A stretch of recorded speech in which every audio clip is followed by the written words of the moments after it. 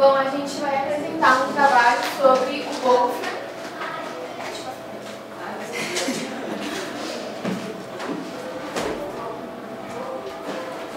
Bom, ele teve mais ênfase em duas matérias, que na verdade foi física e química, porém ele teve mais contribuições na física.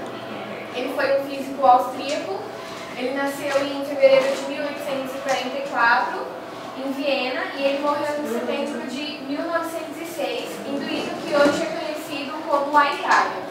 A causa da morte foi o suicídio, por conta de opressões, e ele fazia suas teorias, aí a sociedade não aceitava, ele acabou se oprimindo e acabou se suicidando. Ele era apreciador da música e da literatura. Ele doutorou-se em Viena mesmo, em 1866, no qual ele já tinha recebido o doutoramento também em 1866. E ele assistiu o professor Joseph Stalin.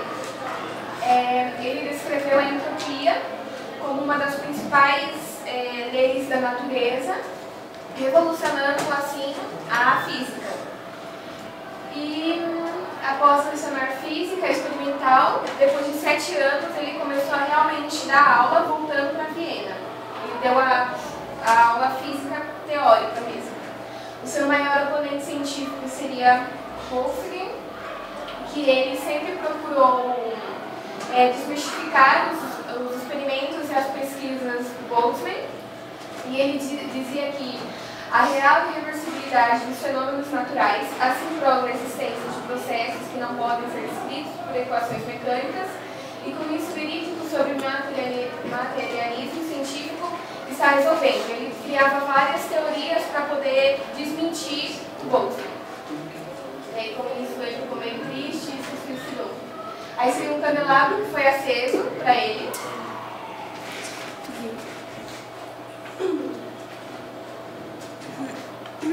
Grande parte do trabalho do Boltzmann ele foi voltado para a aplicação de conceitos mecânicos ao movimento de partículas macroscópicas como meio de compreender as propriedades das partículas macroscópicas, que é pressão, temperatura.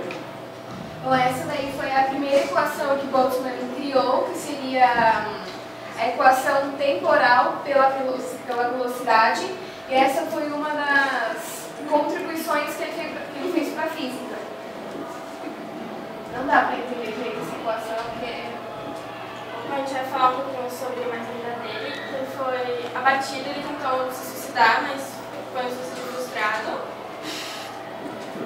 E ele, porém, estava se sentindo rejeitado com a sociedade da época, dos cientistas, a comunidade científica que estava reprimindo a tese dele. Depois de um tempo, ele estava deprimido. Dia 5 de setembro de 1906, enquanto ele estava em Duíno, em Viache, que hoje é Itália, ele estava com sua família, e enquanto sua mulher e sua filha estavam se banhando nos lagos de lá, ele se suicidou aos 62 anos de idade. Um outro fato que eu esqueci de comentar é que ele se casou em 1886. Não, 1886, ele se casou e teve um filho e 3 filhas. Após um banquete dado em sua homenagem, as pessoas se surpreenderam quando ficaram sabendo que ele tinha uma doença muito grave. Aí pouco depois da sua morte, o seu trabalho foi compreendido e foi aceito. Ele foi responsável pelas descobertas da teoria quântica e física nuclear que se desenvolveram no futuro. E ao longo da sua vida ele publicou 139 artigos, e ele também foi responsável pela descoberta da mecânica quântica. O seu trabalho foi retomado por um físico e matemático vienense, Paul Ehrenfeld, que é de 1880 a 1933, que também se suicidou posteriormente. E filosoficamente, Boltzmann pode se encaixar entre os pessimistas, embora ele não tenha retomado assim a cadeira filosófica. Porém, ele era apreciador da música, da filosofia, e pegou para sua vida a física e a química, tendo em vista que ele teve mais contribuições Bom, no início, até o século XX, os físicos se dividiam em duas correntes, que eram os mecanicistas, que acreditavam na existência dos átomos, e ao contrário, como se dividiam em duas, não acreditavam na existência dos átomos, e os energistas acreditavam que os átomos não existiam. Os físicos eles não se entendiam. O Boltzmann ele foi professor das universidades de Graz, Viena, Munique e Leipzig.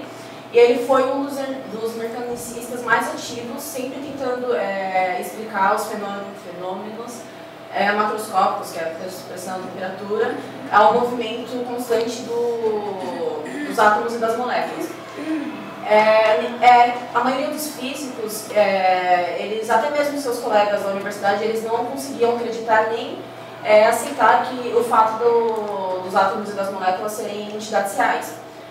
Um dos seus amigos da universidade, o Ernest Mach, ele escreveu que os átomos eles são apenas objetos do pensamento, que eles não podem ser percebidos pelos sentidos, que a sua existência só é uma metáfora. Aí vieram os químicos que o Boltzmann ele teve uma disputa muito grande, interminável, com um dos maiores editores da Alemanha, que não queria postar os seus artigos, publicar seus artigos, pelo fato de ele acreditar que as moléculas dos átomos eram entidades reais. Porém, o Boltzmann teve muito apoio do Gibbs, que era dos Estados Unidos, e do Maxwell, da Escócia, e também de alguns químicos que já estavam cientes da teoria atômica do Dalton.